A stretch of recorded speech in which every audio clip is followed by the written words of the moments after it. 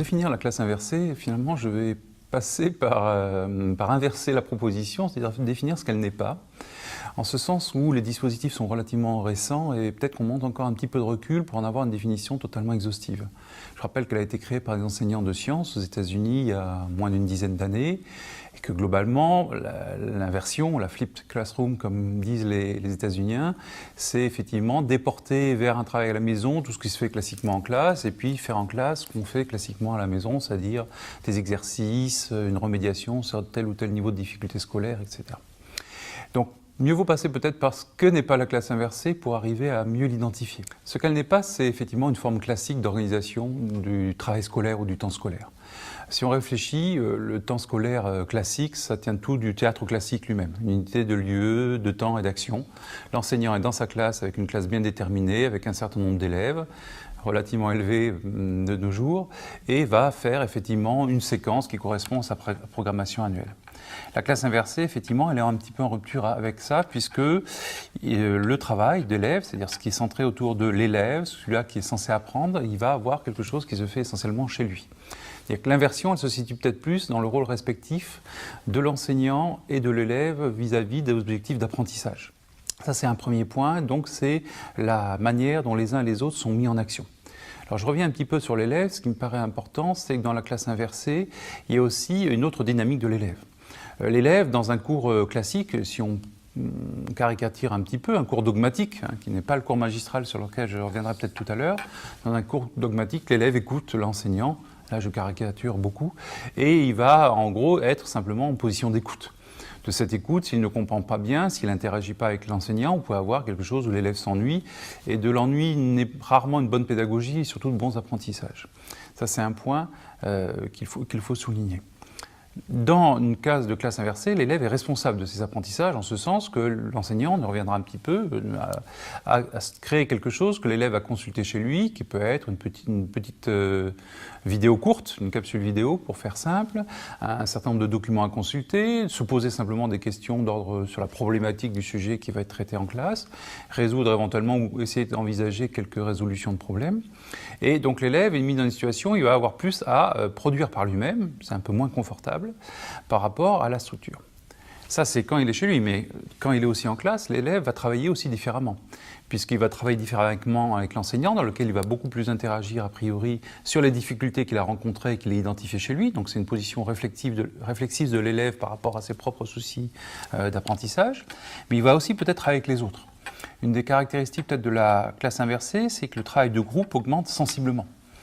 Puisque, par exemple, les élèves vont être mis en situation de résoudre une tâche plus complexe, sans tomber dans le syndrome de la tâche complexe qui occupe beaucoup les collègues enseignants de nos jours,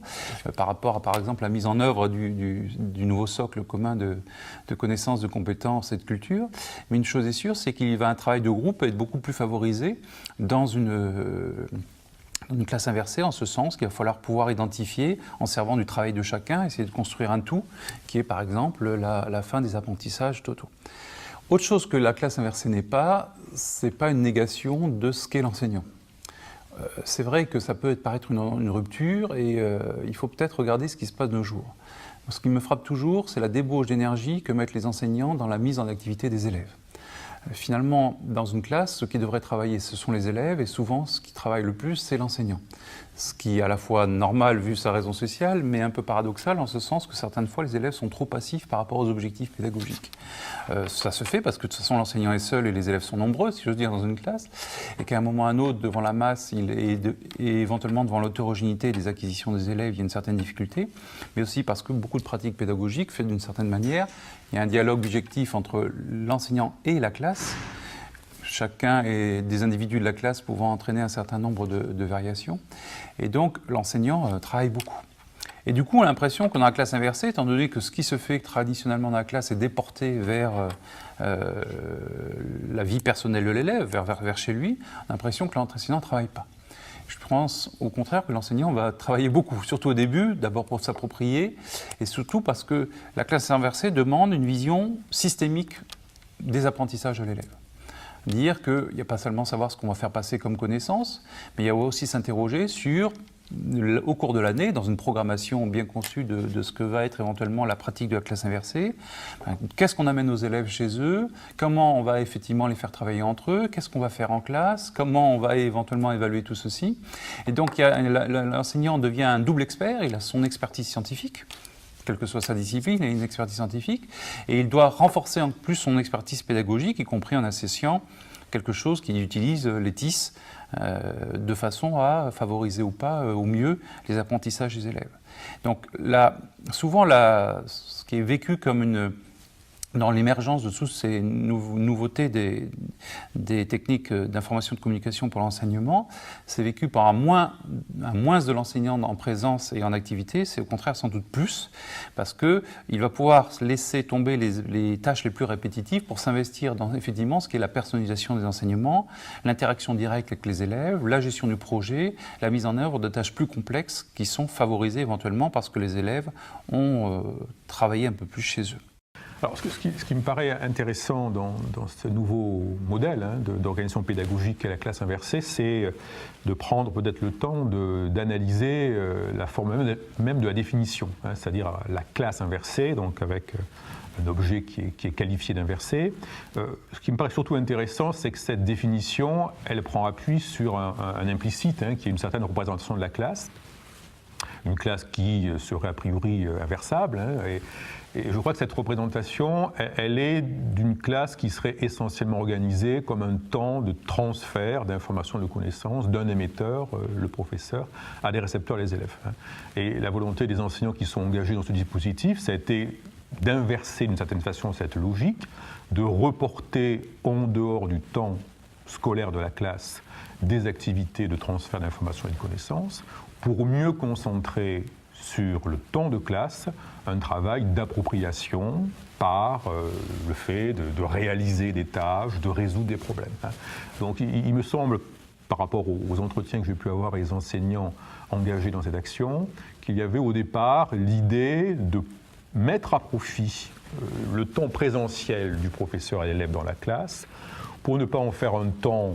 de transfert d'informations, mais un temps d'appropriation par le faire de l'élève. Donc ce dispositif, il est logique qu'il devienne aujourd'hui un peu, entre guillemets, à la mode par rapport à l'émergence du numérique, c'est-à-dire que le numérique permet de toucher l'élève en amont de la séance, et donc il est un modèle qui permet de vraiment repenser complètement l'articulation entre ces temps importants de la formation, que sont le temps de la classe, la présentielle, professeur et élève, le temps en amont de la séance, comment l'élève est-il préparé à traiter certaines informations, à les utiliser, et également le temps en aval de la séance, c'est-à-dire qu'est-ce qu'on fait après pour favoriser les processus de mémorisation. Donc c'est donc un modèle qui, à travers son côté qu'on peut considérer parfois très spécifique, très pointu au niveau numérique, c'est en même temps un modèle qui a le mérite d'interroger l'école sur ce qu'elle doit traiter prioritairement dans le temps scolaire et ce qu'elle doit traiter en amont et en aval du temps scolaire. Et à ce niveau, c'est une excellente ouverture de réflexion pédagogique.